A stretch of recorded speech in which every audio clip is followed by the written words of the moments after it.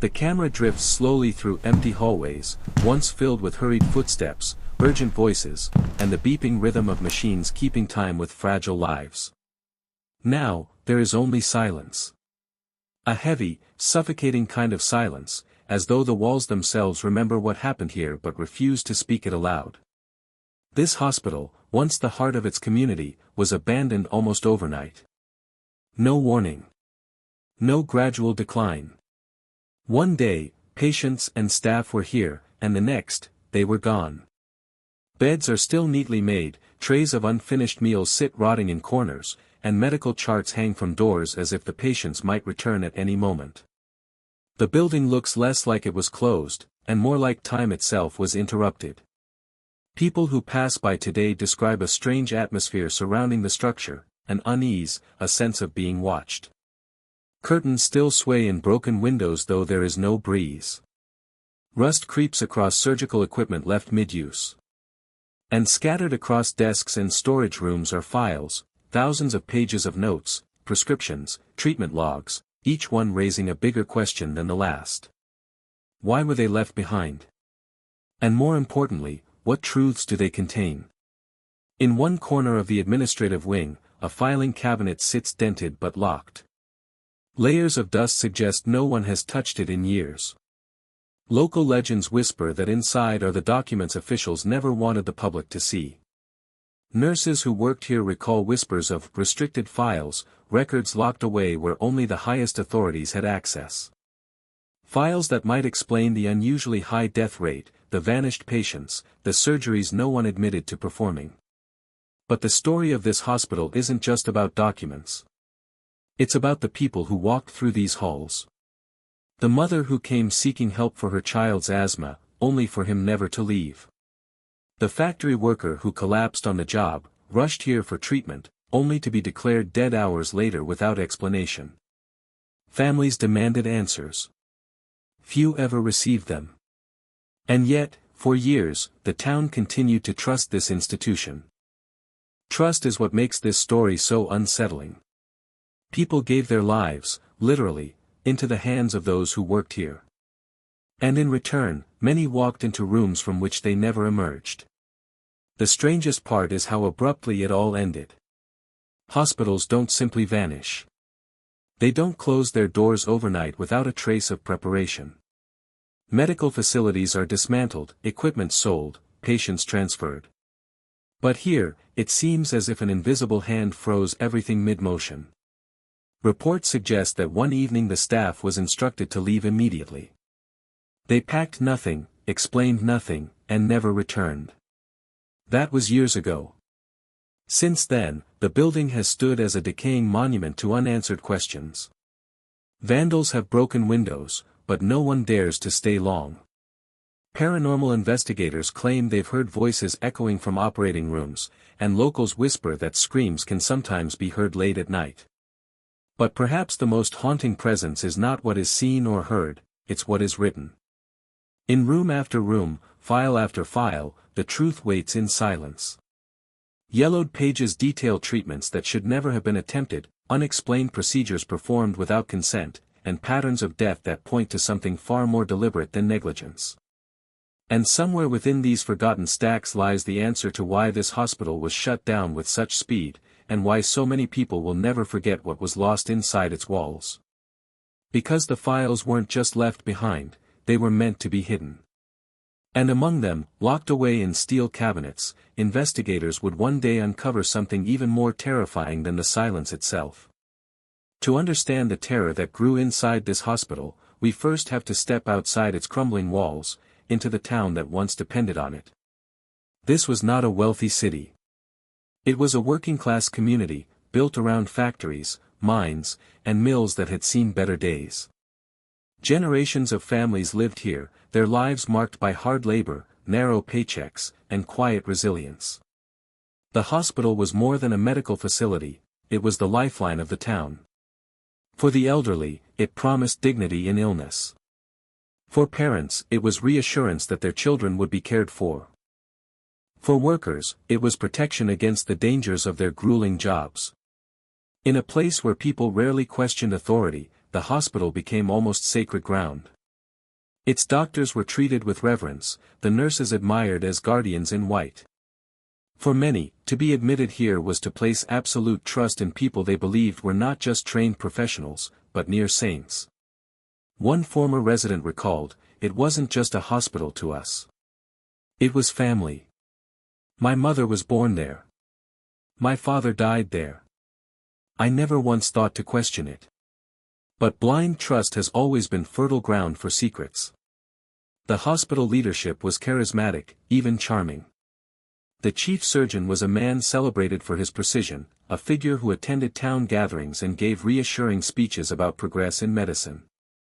The head administrator was equally respected, known for her involvement in community charities. These were not shadowy figures hidden in labs, they were people the town invited into their homes, people whose children played with their neighbors.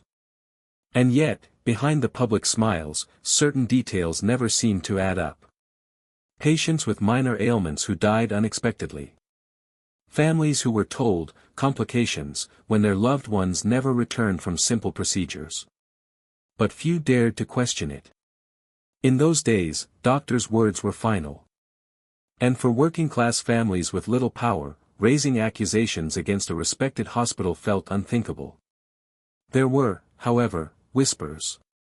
A local pastor remembered parishioners approaching him in hushed tones, uneasy about the number of funerals he was conducting. One nurse, who later vanished from public record, confided to a friend that patients were sometimes moved to restricted wards without explanation. And one janitor described hearing cries in the night, voices begging for help from rooms that were supposedly empty. Still, the town did what it always did, it trusted. This trust was cemented by a strange kind of dependency. The hospital wasn't just a place of healing, it was also an employer. Many of the town's residents worked here in some capacity: cleaners, kitchen staff, maintenance workers, clerical assistants. To question the hospital wasn't just to risk angering doctors, it was to risk your livelihood. To speak against it was to bite the very hand that fed you. The deeper loyalty came from tradition. Parents who had been treated here brought their children when they were sick. Families passed down stories of how this hospital had saved them in difficult times. It became part of the community's identity, stitched into the town's fabric so tightly that it was impossible to separate.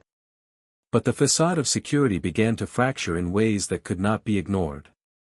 A young woman named Caroline went in for a routine appendectomy. Her parents were told she would be home in a few days. Hours later, they were told she was gone. Cause of death, unexpected complications. No autopsy report was provided. The family was stunned, but in their grief, they accepted the explanation. After all, who were they to question medical experts? Then there was Peter, a child of only 7, admitted for pneumonia. His condition had been improving, and nurses assured the family he was recovering. But one morning, his bed was empty. His parents were told he had been transferred for special care.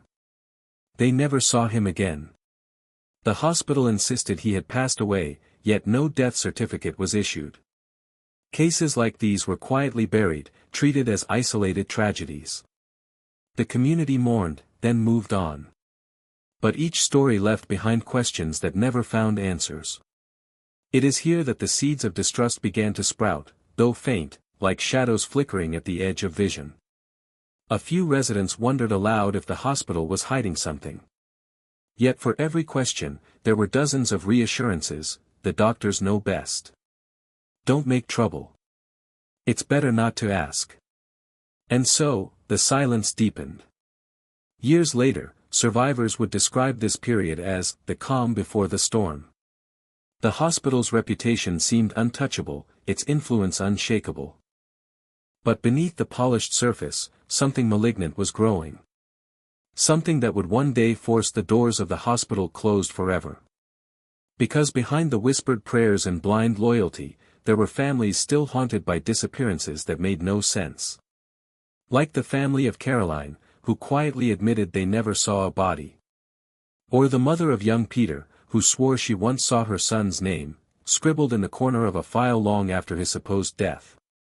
And one chilling story would later resurface during the investigation: a man claiming his sister had been admitted for a routine checkup, and when he demanded her records, the hospital told him, she was never here. That sentence, more than anything, lingers like a ghost in the community's memory. Because hospitals may lose patients to illness. But they do not lose their names. The story of this hospital can't be understood from the outside alone. To truly grasp what happened here, we have to step across its threshold, into the very wards and corridors where countless lives were altered forever. During its years of operation, the hospital was a world unto itself. Inside those walls, time seemed to move differently, a constant blur of footsteps, rolling gurneys, the shrill echo of alarms.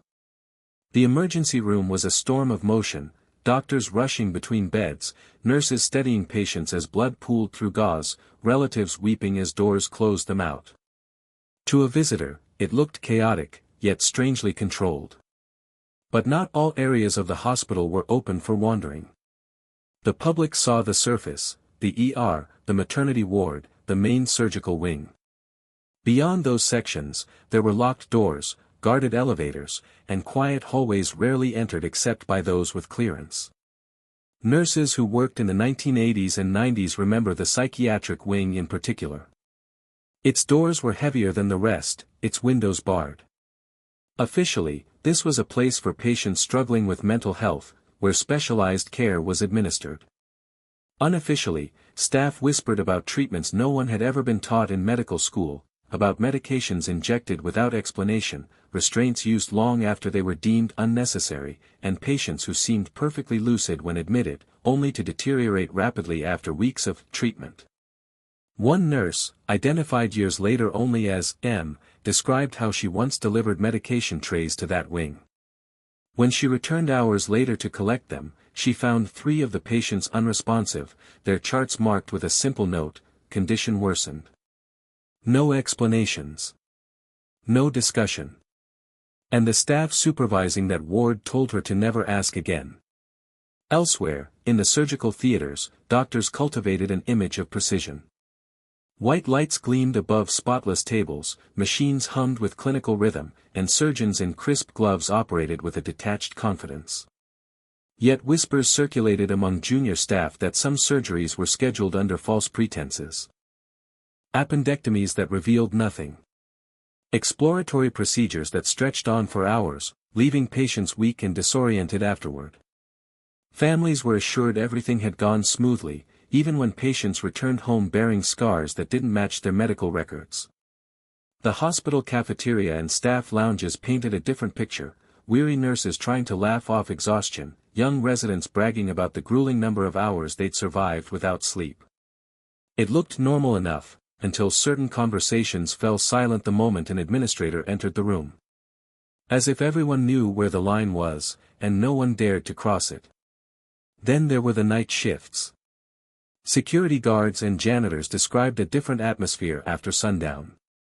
The daytime bustle gave way to hollow stillness, broken only by distant footsteps or the squeak of wheels echoing down deserted corridors. Patients sometimes reported hearing voices in the walls, or seeing shadows pass their doorways when no staff were present.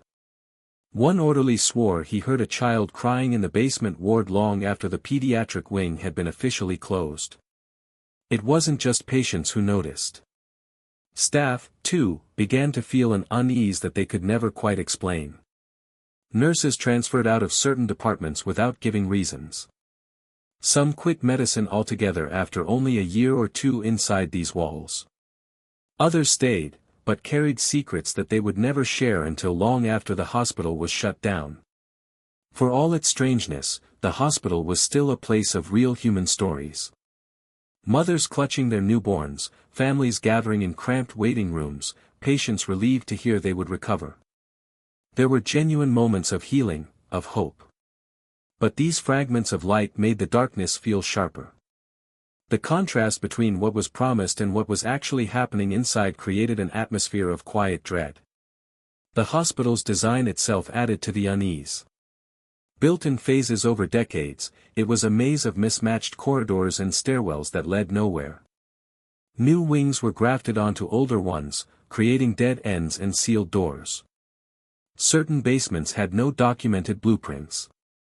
Even longtime staff admitted they didn't know where every hallway led. It was in these hidden spaces that the strangest events seemed to occur. A janitor named Howard later testified that while cleaning one night, he heard muffled screaming from behind a locked steel door in the sublevel. When he reported it to a supervisor, he was told he had mistaken it for ventilation noise. But Howard knew what he had heard. The next day, that door was welded shut. Another account came from a junior nurse who once tried to deliver records to a restricted ward. She swore the elevator doors opened to reveal a hallway dimly lit, with beds lining the walls, and patients strapped down, their eyes open but lifeless. Before she could step forward, a hand yanked her back. A doctor, stern and cold, warned her never to use that elevator again. For years, these stories were dismissed as rumors, exaggerated tales passed among tired staff. But after the hospital closed, when records began to surface, investigators realized many of these rumors matched exactly with times and places where patient deaths had spiked. Still, what lingers most in memory are the sounds. The way the building itself seemed alive at night, the groan of pipes, the rattle of unseen machinery, the sudden slam of doors when no one was there. Staff said you could always feel when you were near the psychiatric wing, or the sealed basement corridors, the air grew heavier, colder, as though the hospital itself was holding its breath. The people who worked here didn't all agree on what they witnessed, but nearly all agreed on one thing: the hospital changed them. It drained them. And for some, it haunted them for the rest of their lives. The early warning signs weren't explosions, they were whispers. Quiet, almost forgettable tragedies that slipped under the radar. To the hospital, they were statistics. To families, they were shattering losses. And to investigators years later, they would form the first pieces of a chilling pattern. At first, the deaths looked ordinary. After all, hospitals are places where life and death meet every day. People came in with illnesses, and not all of them left alive. But when you looked closer, when you compared the files, a disturbing picture began to emerge. One of the earliest cases on record was a young man named Daniel. He was 19 years old, admitted with a fractured leg after a minor construction accident. Healthy. Strong. His parents were told he'd make a full recovery. 2 days later, he was dead. Cause of death, respiratory failure. No autopsy performed. His mother later said, he didn't even have breathing problems. He had a broken leg. Then came Margaret, a grandmother admitted for dehydration. She was alert, speaking with her daughter just hours before. By morning, she was gone. Her chart listed heart complications. Yet when her daughter asked to see the medical notes, she was told the file had been misplaced. These deaths didn't happen all at once. They unfolded slowly, buried under the daily grind of hospital life. Each one explained away with a phrase: complications, sudden downturn, the body just gave out. But as the years went on, families noticed patterns. Patients who were supposed to be recovering suddenly declined. Medical records went missing. Death certificates were vague, sometimes signed by doctors who hadn't even been on duty. Inside the hospital, some nurses began to grow uneasy. One of them, a woman named Teresa, later confessed that she had seen files altered before they were filed away. It was small things at first, she recalled. Numbers changed. Notes rewritten. Then it was bigger, like entire charts missing. Teresa's breaking point came with the death of a child named Emily. Emily was 8 years old, admitted with a high fever. She was frightened, but stable. Nurses checked on her through the night. But at dawn, she was gone. The doctor's explanation was brief: septic shock. Yet when Teresa reviewed the file, she noticed that Emily had been given an injection not listed in the medication log. The page documenting it was gone by morning. Emily's parents demanded answers. They were told the injection had been a routine antibiotic. When they asked for a sample of what had been used, the hospital claimed the vials were discarded. With no evidence, no authority to challenge the doctors, the family had no choice but to accept the loss. But Teresa never forgot. As whispers of these unexplained deaths spread among staff, fear began to grow. Nurses talked in hushed voices about the wrong ward, about patients who went unstable but never came out. Some suspected medical negligence.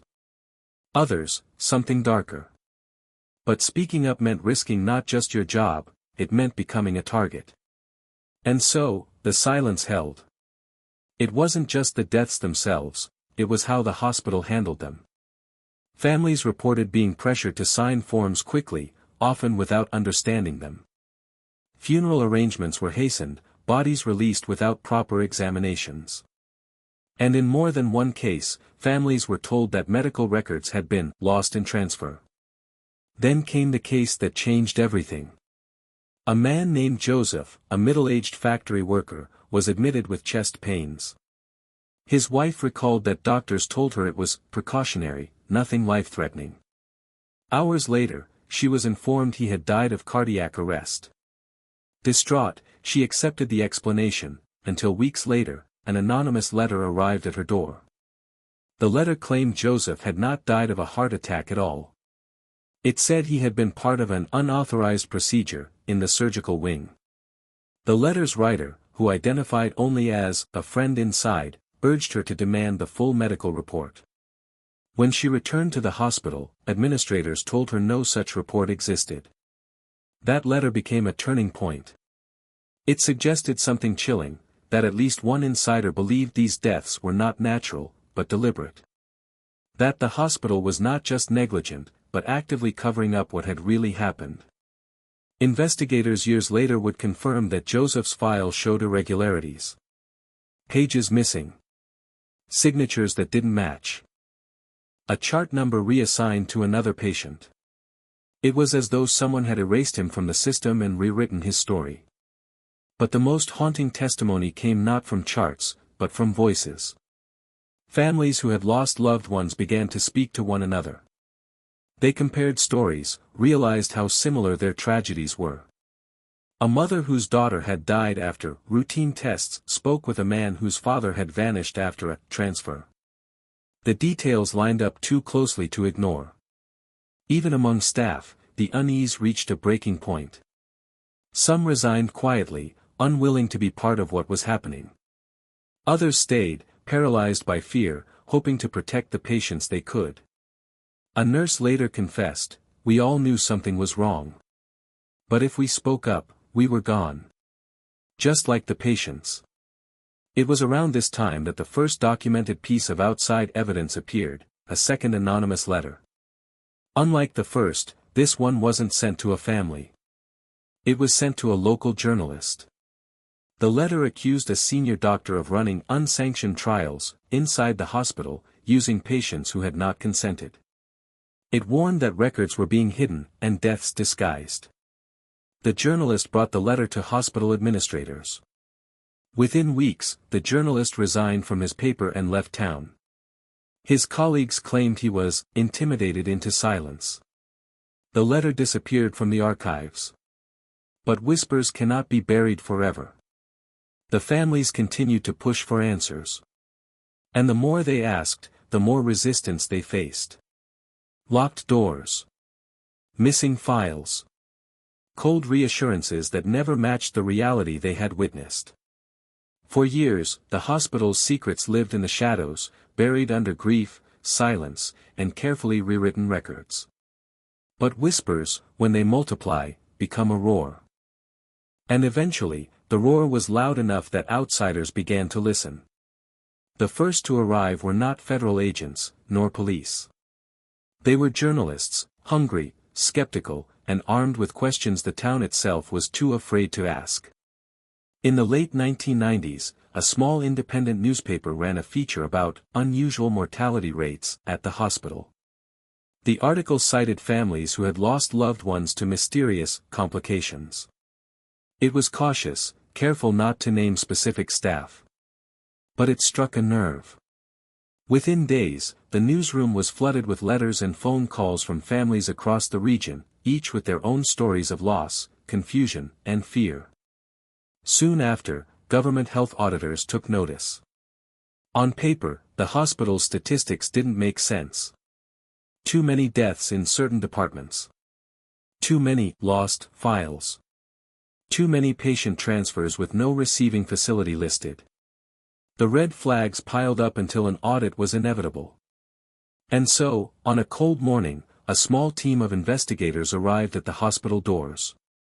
To outsiders, it looked routine. Hospitals are audited all the time. But to those inside, it was a tremor. Administrators scrambled to gather records, staff whispered nervously in corners, and somewhere deep in the restricted wards, doors were quietly locked. The investigators split into teams. Some examined financial records, payments, supply orders, payrolls. Others requested patient charts. And a few began interviewing staff. On the surface, it seemed straightforward. Yet almost immediately, strange obstacles appeared. Files requested by auditors were suddenly unavailable. Some had been misplaced. Others had been destroyed in a mysterious, flooding incident, in the records room. Yet when auditors pressed for details, staff grew defensive. Administrators insisted everything was in order. But the families told a different story. When investigators interviewed relatives of the deceased, a chilling pattern emerged. Nearly every family described the same details: sudden deaths after routine treatments, vague explanations, resistance to questions. Some produced copies of discharge papers that contradicted official hospital records. A widow even showed investigators her husband's death certificate, which listed a date 2 days before he was actually admitted. One auditor later confessed, "At first, we thought this was a case of sloppy bookkeeping. But the more we dug, the more deliberate it felt. Someone was erasing people from history." The deeper they dug, the more divided the hospital staff became.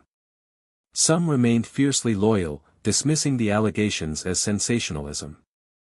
They insisted the hospital had saved countless lives and that investigators were twisting numbers. But others, often nurses, orderlies, and low-level staff, began to crack under the pressure. In closed-door interviews, several admitted things they had never spoken aloud. One nurse described being ordered to administer injections without being told what was in them. Another admitted she had been instructed to sedate patients, to keep them compliant, for procedures they hadn't consented to. Then came the janitor's testimony. He described a wing in the basement that wasn't on the hospital's official map. A place where he was sometimes called to clean, but never allowed to linger. He said the doors were always locked, and when they opened, he caught glimpses of beds lined in rows, occupied not by patients, but by what looked like subjects of experiments. His testimony shook the investigation. If true, it meant the hospital wasn't just covering up deaths, it was hiding something far worse. Journalists pressed harder. They began photographing the building, collecting testimonies from former employees, piecing together a puzzle that grew darker with every discovery. One reporter described finding 2 versions of the same patient's file, one showing a successful discharge, the other recording the patient's death. Both bore the hospital's official stamp. The hospital board pushed back aggressively. They issued statements denying all allegations, insisting the institution was being slandered. They accused journalists of fearmongering and families of exaggeration. But their defensiveness only deepened suspicion. Behind the scenes, some investigators received anonymous tips. Notes slid under hotel room doors, late-night phone calls from disguised voices. One tipster warned them to look below the first floor. Another claimed the hospital was running trials for an unnamed pharmaceutical company. Each lead pulled them deeper into a maze of secrecy. Then, during a routine inspection of supply logs, auditors noticed something peculiar. The hospital had been ordering far more anesthetics, sedatives, and experimental drugs than its reported patient volume could justify. Entire shipments had been delivered and signed off, but there were no records of them being used in legitimate treatments. The breakthrough came almost by accident. While reviewing architectural drawings of the hospital, one investigator noticed discrepancies between the blueprints and the actual layout. Corridors that should have led to stairwells instead ended at blank walls. Elevators that existed on paper didn't in reality. When investigators pressed for access to restricted areas, administrators resisted. They claimed those sections were under renovation, unsafe, or simply not in use. But suspicion had already taken root. With growing pressure from families and journalists, the investigators insisted. Reluctantly, the administrators unlocked a door in the basement. What they found confirmed their worst fears. Behind the door was a corridor not listed on any official documents. Dust clung to the walls, yet signs of recent activity were everywhere: discarded gloves, empty vials, equipment wheeled hastily into corners. And at the far end of the corridor, a heavy steel door stood closed. When the auditors asked what lay beyond, the administrator in charge claimed it was a storage area. But the locks were reinforced, newer than the surrounding infrastructure. The investigators demanded it be opened. After tense minutes of whispered arguments among the administrators, the door creaked open. Inside was a room filled with filing cabinets. Row after row, packed tight against the walls. The air smelled of mold and chemical preservatives.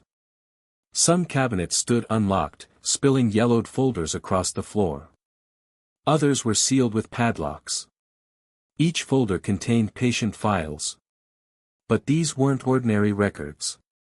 They were marked with symbols, coded terms, and notes written in a language that seemed designed to conceal rather than explain. Many listed patients who had never been officially admitted.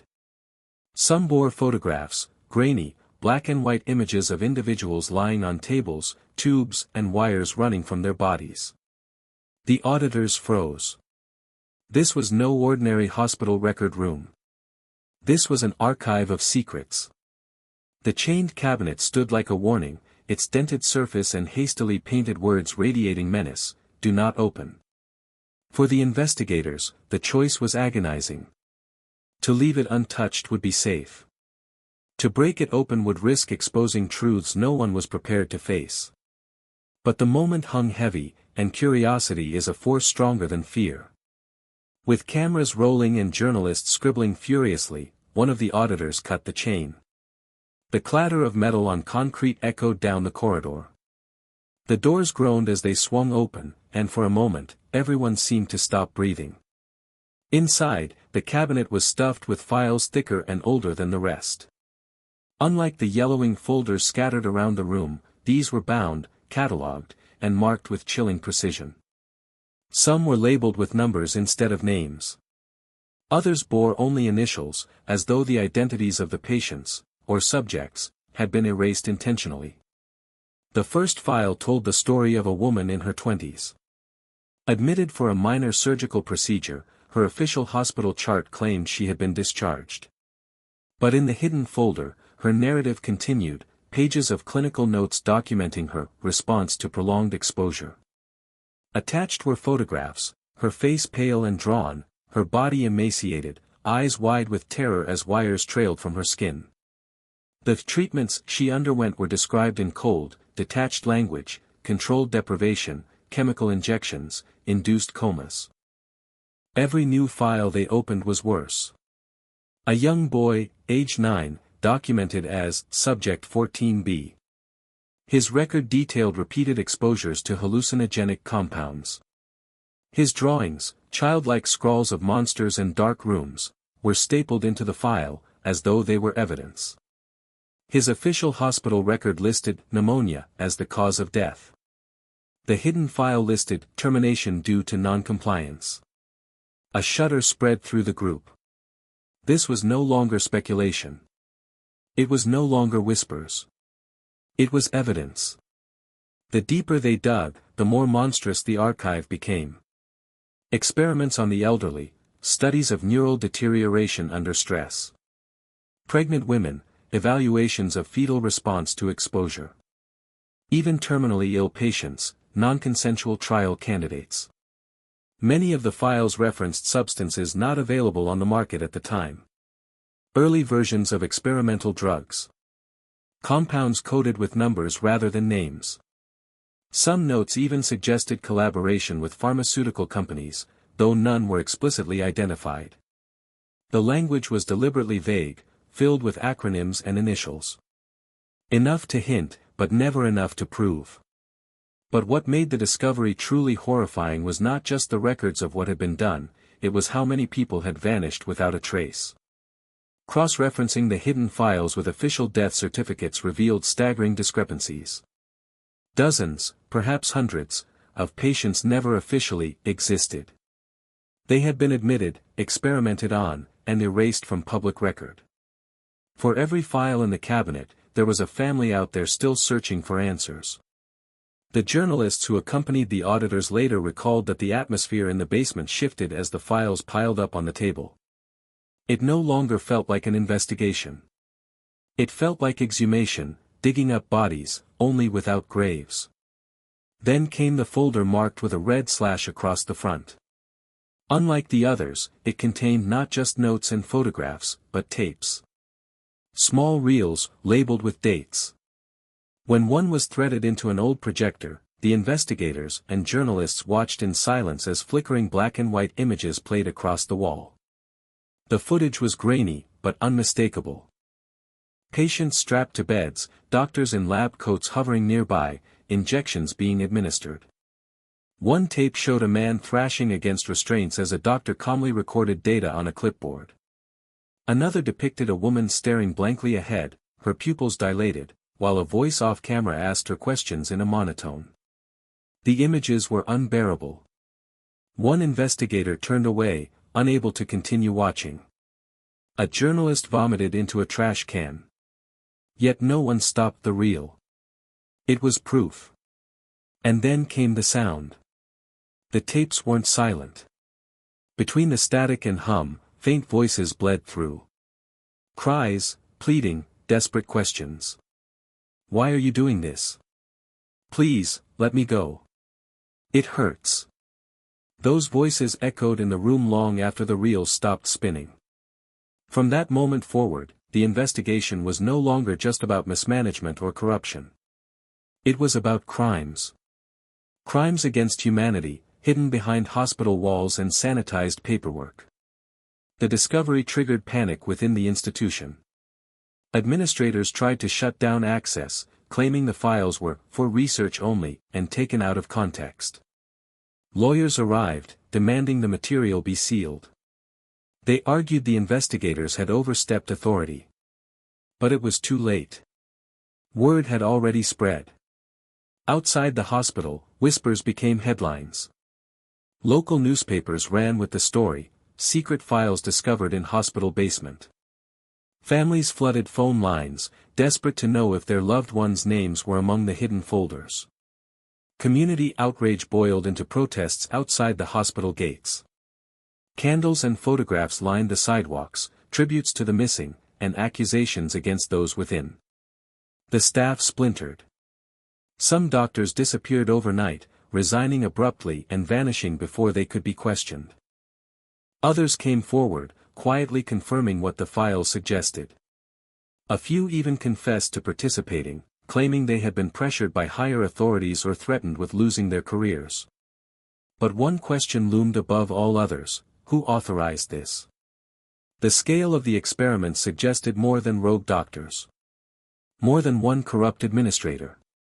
The level of organization, the resources, the years of concealed activity, it hinted at something bigger.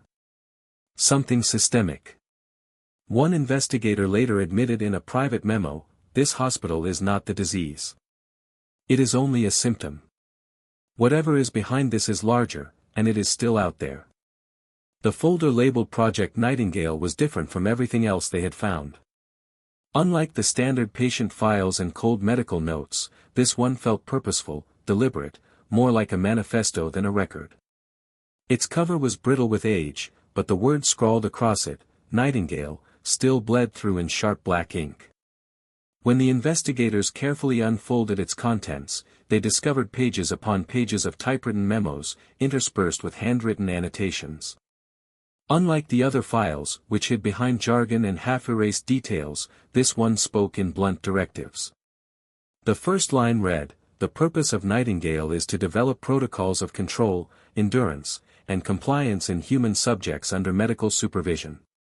The air in the room grew colder as the auditors read aloud. These weren't just medical experiments, they were trials in domination, disguised as healthcare.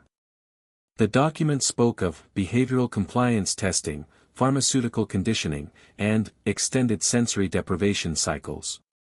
Patients were not described as people, but as subjects, resources to be measured, broken down, and rebuilt. What made the file even more alarming was the presence of stamped seals on some of the documents. Not the hospital's seal, but government insignias. Departments that, officially, had no connection to this institution. One page bore a blacked-out header, as though redacted before being filed. Another carried initials that no one in the room recognized. The more they read, the more it became clear, this hospital was not acting alone. Project Nightingale outlined a program that extended beyond a single building. It referenced partner facilities and cooperative research sites. It included shipment schedules for drugs and equipment, some of which matched the mysterious orders uncovered earlier in the audit. And in the margins of several pages, names of pharmaceutical companies were scribbled, as though someone had once planned to cross-reference them but never dared. One page stood out, a timeline. Beginning in the early 1950s, the entries described phases of development, early trials, adjustments to methodology, expansion of test subjects, integration with other programs. The final entry was dated decades later, noting preparations for termination and transition. Termination of what, and transition to where, was left ominously blank. Among the papers was a letter. Typed and signed, but clearly meant for internal eyes only. The success of Nightingale depends on silence. The public must never see the extent of what has been accomplished. Subjects are expendable, outcomes are invaluable. Should exposure occur, immediate shutdown and disposal protocols are to be initiated. The weight of those words was suffocating. Disposal protocols. Expendable. The investigators exchanged horrified glances. This wasn't just experimentation, it was planned obliteration of human beings for the sake of research. Journalists present that day later recalled the dread of realizing how systematic it all was. This wasn't chaos, or rogue doctors. It was methodical, sanctioned somewhere far above. The hospital was merely one cog in a larger, hidden machine. But the file also revealed something else, fragments of testimony. It appeared that someone inside the project, perhaps a whistleblower, had attempted to document their unease. In the margins of one memo, faint handwriting read, "This is wrong. They don't come back the same." Another page bore the desperate scrawl, "God help us if this ever sees daylight." For a brief moment, amidst the clinical cruelty of the documents, there was a flicker of humanity. A reminder that not everyone involved had been blind or complicit. Someone, somewhere, had tried to leave a trail. The most chilling discovery lay near the bottom of the folder, a list of case codes. Each code was paired with a brief note, sometimes a condition, sometimes a method. Many of these matched files in the cabinet: 14B, hallucinogen trials, 22C, induced coma study. But several codes had no corresponding files. It suggested that the archive was incomplete, that somewhere, in some other hidden place, more records existed. And then came the final note, typed in bold and underlined: "Upon official termination of Nightingale, ensure files are dispersed." Some retained for internal archives. Others destroyed. Remaining should be relocated to successor program. The investigators stared at those words in silence. Successor program. Nightingale might have ended here, but it had not died. It had simply changed names, moved locations, slipped deeper into the shadows. For the journalists, this was the story of a lifetime, proof of a clandestine operation, the kind that could topple reputations and shatter trust in institutions. But for the families waiting outside, it was more personal. It meant their loved ones had been pawns in something unimaginably cruel, their suffering not random but calculated. News of Project Nightingale spread quickly once leaked. Headlines screamed of secret government-backed trials and hospitals as laboratories. The community's outrage deepened, and protests grew louder, angrier. But so did the pushback. Within days, the hospital's lawyers secured injunctions. Federal officials appeared, demanding custody of the files. Statements were issued claiming the documents were misinterpreted, that they were part of obsolete research proposals never enacted. But the tapes, the photographs, and the testimonies told a different story. Investigators who spoke out faced immediate pressure. Some were reassigned, their careers stalled. Journalists who pursued the story found their sources drying up. Families who demanded answers received form letters, or silence. It was as if an invisible hand was pulling levers, pushing everything back underground. And yet, despite the attempts to bury it, the words Project Nightingale took on a life of their own. They became a rallying cry for families of the disappeared, a whispered code among investigative reporters, a symbol of the unthinkable lurking beneath the surface of ordinary institutions. One veteran journalist later reflected, the tragedy of Nightingale wasn't just what happened inside those hospital walls. It was that we only saw a fraction of it. If this was one site, one archive, then how many more were out there? How many locked cabinets still wait in basements, with words painted on them, "Do not open"? The slip of paper was unremarkable at first glance, just an address, scribbled in rushed handwriting, with no explanation. Yet to those who had been sifting through the Nightingale files, it was more than a note. It was a map. A lead pointing beyond the hospital's basement, suggesting the nightmare stretched further than anyone imagined. The address led to a town several hours away, a place that, on the surface, seemed ordinary. When the investigative team and a small group of journalists arrived, they found themselves on a quiet suburban street. At the end of it stood a building that looked nothing like the crumbling Gothic hospital they had just left behind. This one was modern, plain, almost sterile. Its whitewashed walls and tinted windows made it resemble an office complex more than a medical institution. There was no sign outside, no indication of its purpose. But the closer they got, the more it felt wrong. The building was too quiet, the grounds too perfectly maintained. And according to locals, it had always been there, yet no one seemed to know what it did. One elderly shopkeeper, when asked, shrugged and said, "They told us it was a research office. Never saw patients go in or out. Just men in suits, sometimes vans at night. You learn not to ask questions." The investigative team tried the front entrance, only to find it locked. The windows were reflective, hiding whatever lay inside. But around the back, a loading bay door was ajar, left unsecured as though someone had been careless, or was waiting for them. Inside, the air smelled of chemicals and dust. The building was deserted, at least on the surface. Empty hallways stretched into the distance, lined with rooms filled with outdated medical equipment. Monitors, for stands, crates of sealed vials, everything coated in a thin layer of dust, as though abandoned in haste. Yet abandonment did not explain the buzzing lights still overhead, or the faint hum of machinery in the distance. Somewhere deeper inside, something was still running. As they ventured further, they discovered rooms eerily similar to those in the hospital's hidden wing. Beds with straps. Observation windows. Recording equipment bolted to walls. But unlike the hospital, this facility bore no signs of patients. No personal effects, no scattered files. It was cleaner, colder, as if everything here had been stripped down to its essentials. Then, in a locked room, they found the archives. Stacks of metal drawers lined the walls, each labeled with coded numbers. Many were empty, their contents clearly removed. But a handful remained intact. Inside were documents stamped with the same insignia found in the Nightingale file. This was confirmation, the facility was part of the same program.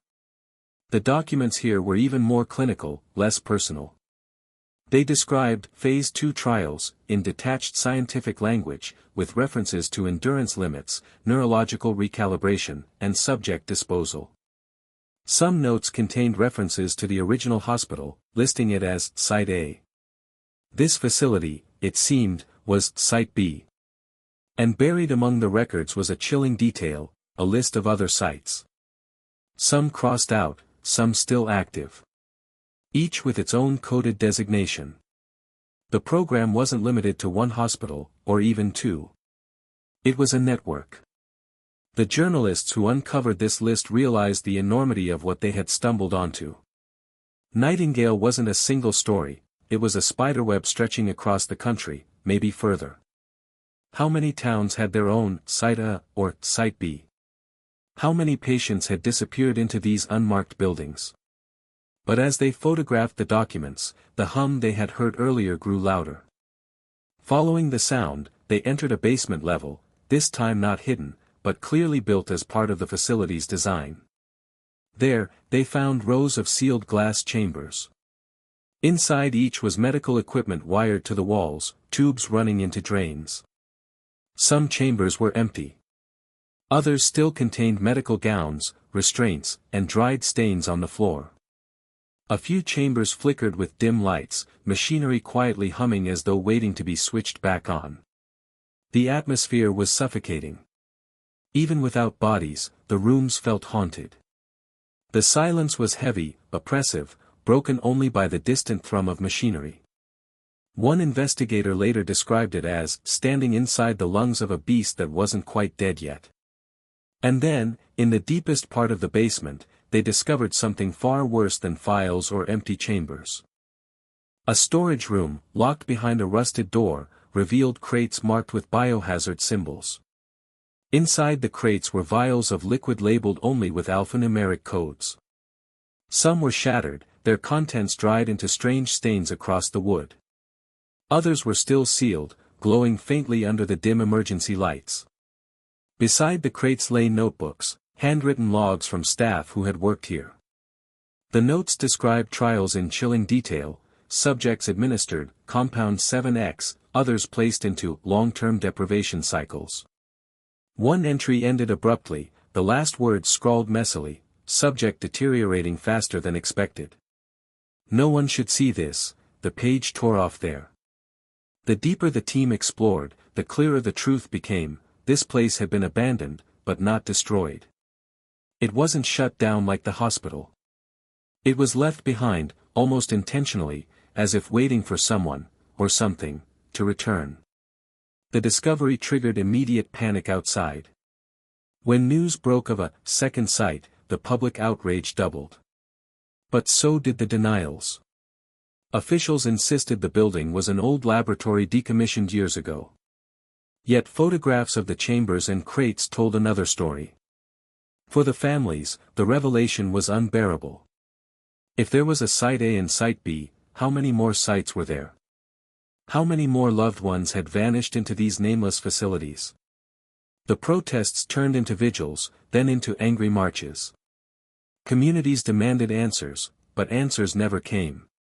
The journalists who had entered the second facility began noticing strange things in the days that followed. Cars parked outside their homes. Anonymous calls warning them to stop digging. One investigator returned to the site only to find it had been stripped clean, every file, every crate, every piece of evidence gone. The building stood empty, as though they had imagined it all. The photograph of the map was blurry, snapped in haste before the facility was cleared out. Yet even blurred, its meaning was unmistakable. Dozens of dots scattered across the country, some circled, others crossed out. And at the very top, in bold red letters, the phrase that chilled every investigator to their core, Phase 3, Human Integration. The words were vague, but the implication was staggering. If Phase 1 had been experimentation, and Phase 2 expansion into multiple facilities, then Phase 3 suggested an application, something meant to reach beyond hospital walls. Something meant to touch the wider public. When journalists and investigators cross-referenced the map with known hospitals and research institutions, disturbing overlaps emerged. Several dots aligned with towns where rumors of lost patients and unusual hospital activity had circulated for decades. A few were near military bases. Others, disturbingly, were close to universities. The files they had smuggled out of the second facility offered only fragments of what Phase 3 entailed. Scattered notes referred to conditioning protocols for broader populations, behavioral modulation in non-clinical settings, and seamless integration of compound trials. These weren't just tests on isolated patients anymore, they were blueprints for programs that could operate undetected within everyday life. One memo, heavily redacted, described the goal of creating predictable compliance across groups of people exposed to certain treatments. The language was clinical, but the subtext was unmistakable. This was about control. Not healing. Not curing. Control. Among the more chilling discoveries were references to secondary delivery systems. While the earlier phases relied on direct experimentation inside hospitals, Phase 3 suggested distribution through subtler means, medications, vaccines, food supplements, even public health initiatives. The idea was horrifying. Everyday people could become unwitting test subjects, never realizing they had stepped into the web of Nightingale. Families of former patients were devastated when they heard this. It meant their loved ones hadn't just suffered in isolation. Their deaths had been steps in a larger plan. A plan still unfolding. The journalists who tried to publish these findings faced unprecedented resistance. Major outlets hesitated, citing lack of verifiable sources. Several stories were killed at the editorial stage. And those that did make it to print were quickly dismissed as conspiracy theories, ridiculed in mainstream discourse. But behind the scenes, families, activists, and independent investigators kept pressing. The pattern was too strong, the documents too damning to dismiss. One former nurse, who had worked at the original hospital decades earlier, finally came forward. She was elderly now, frail, but her memories were sharp. She described overhearing doctors talking about Nightingale not as an experiment, but as a template. They used to say, she whispered in an interview, this isn't about saving lives. It's about shaping them. They believed if they could break a patient's mind, they could build it back the way they wanted. And if they could do it with one, they could do it with everyone. Her testimony gave haunting context to the phrase, human integration. It wasn't just about experimenting on isolated individuals. It was about learning how to scale the process, how to weave it into society itself. And then came the most terrifying revelation. Among the scattered notes was one that mentioned, successful external trial, subject group Delta, 1973. Unlike other entries, this one described subjects not confined to a hospital. Instead, it listed a group of 40 individuals, recruited under the guise of a community wellness study. The document claimed the group had shown measurable behavioral compliance after prolonged exposure. The line at the bottom read simply, recommend expansion. Who were these 40 people? Where had they lived? No names were listed, only a coded location. But when investigators traced the code, they found it pointed to a small town that, curiously, had reported an unusually high number of disappearances that same year. The dots began to connect. Nightingale hadn't ended with shuttered hospitals. It had leaked into neighborhoods, communities, maybe even national policies. For the investigators, the realization was crushing. They had uncovered enough to know something monstrous existed, but not enough to stop it. Every trail ended in red tape, missing files, or sudden disappearances of witnesses. The deeper they pushed, the more dangerous it became. One journalist, who had been relentless in chasing the Phase 3 angle, vanished without explanation. His car was found abandoned miles from his home, his notes gone. Authorities chalked it up to personal issues, but those who knew him insisted he had been silenced. Even among the investigators, paranoia grew. Phones clicked with interference. Strangers seemed to follow them. A few began to suspect their own colleagues of being compromised. Nightingale had become more than a case, it was a shadow pressing in on every part of their lives. And yet, the whispers wouldn't die. Activists coined the phrase, the Nightingale effect, to describe the eerie patterns of compliance and silence they believed were seeded into society. Families of victims held vigils, chanting the names of their lost, vowing to keep the story alive. Independent journalists traded files in secret, passing along fragments of truth like contraband. But the phrase on that map, human integration, remained the most haunting piece of all. The note on the corner of the map was so faint it almost went unnoticed. But once it was read, no one could unsee it. Phase 4, Deployment. If Phase 3 had hinted at infiltration, then this was something far worse. This was release. Execution. The culmination of decades of planning. The very word deployment carried military weight, an operation, rolled out with precision, activated at scale. And when investigators compared timelines, they noticed something chilling. The note about Phase 4 had been written just months before the hospital's sudden overnight closure. It wasn't that the project had failed. It wasn't that someone had finally shut it down. It was that Phase 4 had already begun. The silence of records files from the original hospital stopped abruptly in 1978. No follow-ups, no reports of termination, no documented closure. Just silence. For investigators, the absence of information was almost louder than words. What program of this scale leaves no paper trail unless it is deliberately buried, or still active under a new name? The journalists who had managed to obtain fragments of Phase 3 material believed the closure wasn't the end, but a pivot. The facility had served its purpose, testing, refining, breaking down human limits. Now the methods were ready for real-world use. One redacted memo, smuggled from an archive decades later, spoke of transition to operational environments and selective seeding of delivery channels. Though vague, the phrasing implied wide-scale application. What were these delivery channels? No one could say with certainty. But activists, piecing together whispers and patterns, suggested frightening possibilities. Public health campaigns. Prescription drugs.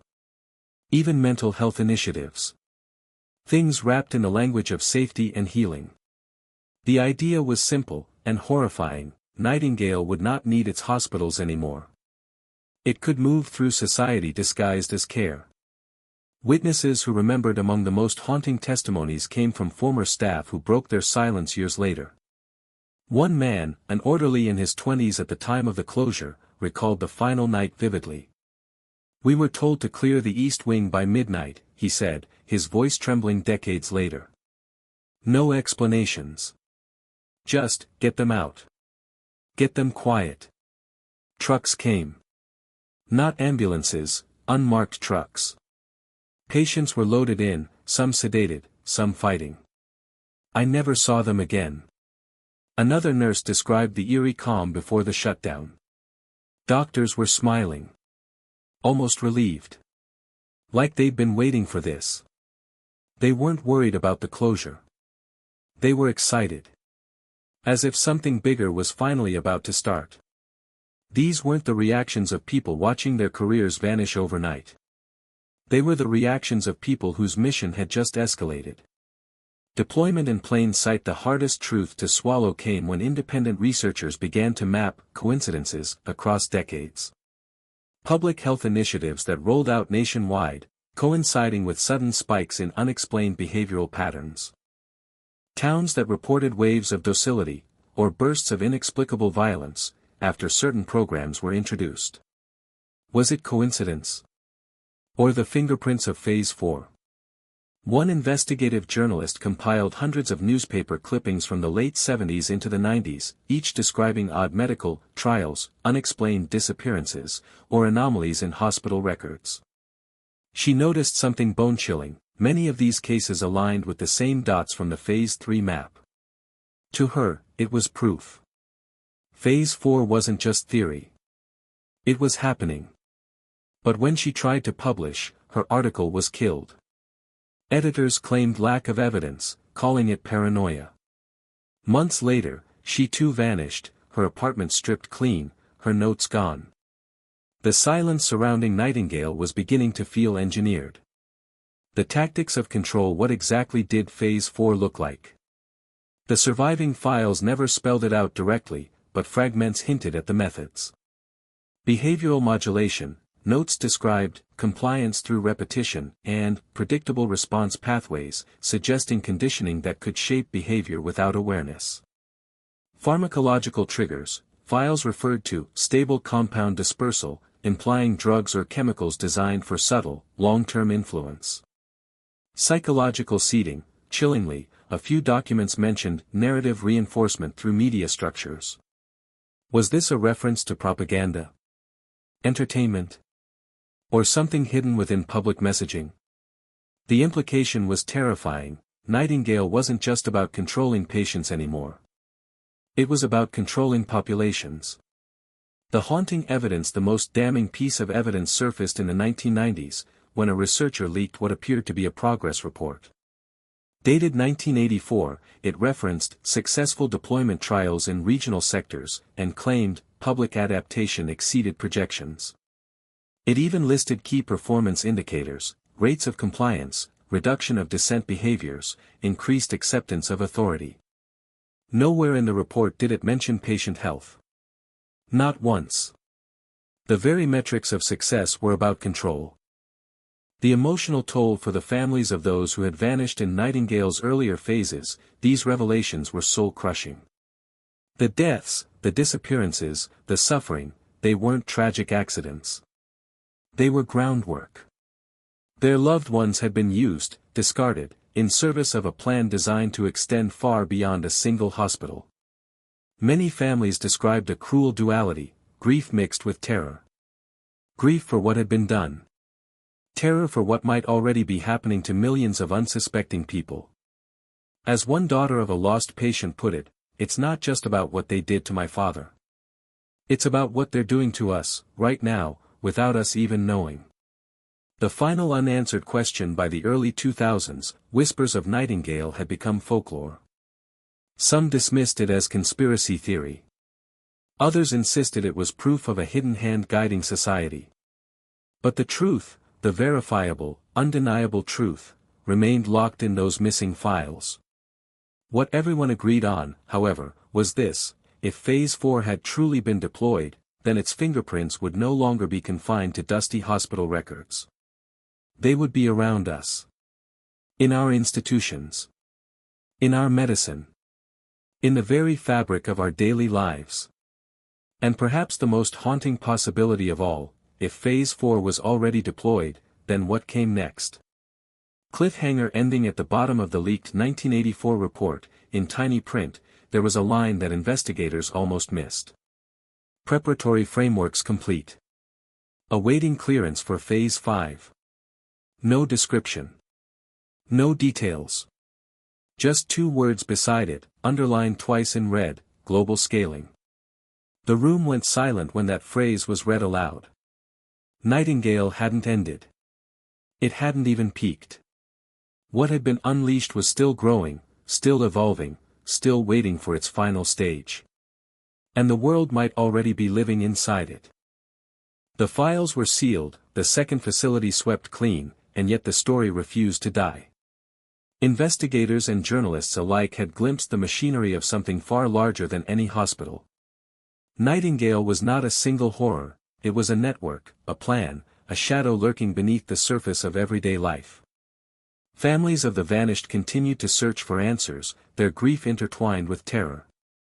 Every unexplained disappearance, every sudden death, every medical anomaly became a potential thread in the Nightingale tapestry. For some, closure was impossible; for others, it was a torment of knowing the truth but unable to act against it. Even decades later, the question remained: had Nightingale truly ended? Or had it simply evolved, moved quietly into new hands, and become part of a system too vast to dismantle? Some investigators insisted it had never stopped. Public health programs, pharmaceuticals, and policy decisions, seemingly ordinary, benign, could mask the subtle continuation of Phase 4. Every prescription, every wellness initiative, every educational program might have carried fragments of the experiment.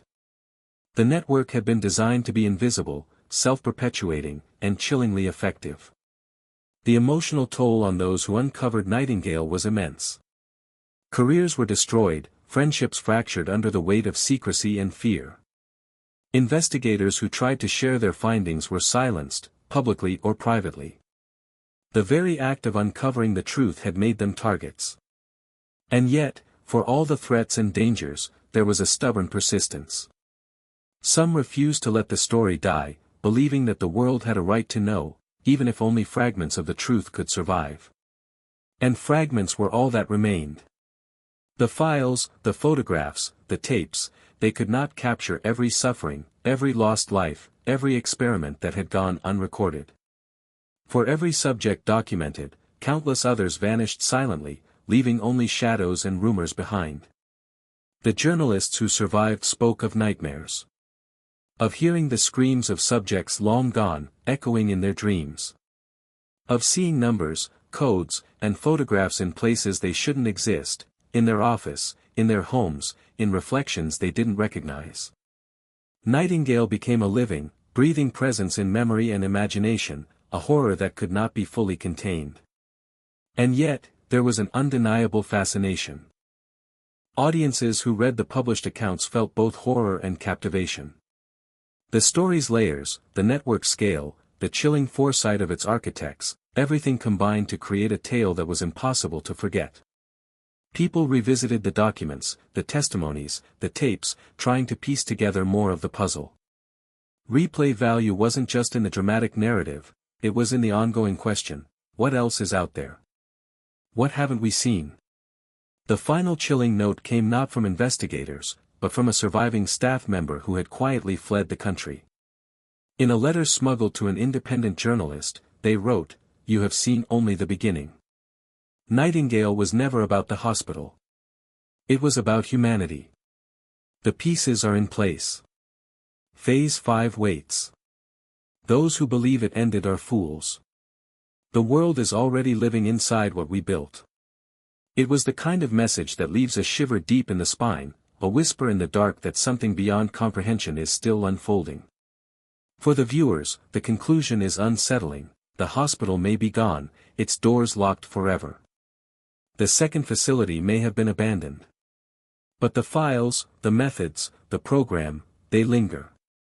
They are a ghost in the system, a reminder that even the most hidden atrocities can evolve, adapt, and survive. The audience is left with questions that have no easy answers. How many sites never surfaced? How many people have been unknowingly touched by Phase 4? And when Phase 5 begins, will anyone even recognize it? As the camera pans over the shuttered hospital, the darkened second facility, and finally the empty streets of towns that once held secrets, one thought lingers: some histories are never truly buried. Some horrors are too vast, too deliberate, and too ingenious to be erased. The files may remain sealed. The subjects may remain nameless. And Nightingale may continue, quietly shaping lives beyond our awareness. The story ends not with resolution, but with a haunting realization: the world may already be living inside a plan it cannot see, in a system it cannot understand, and under the shadow of secrets it may never uncover.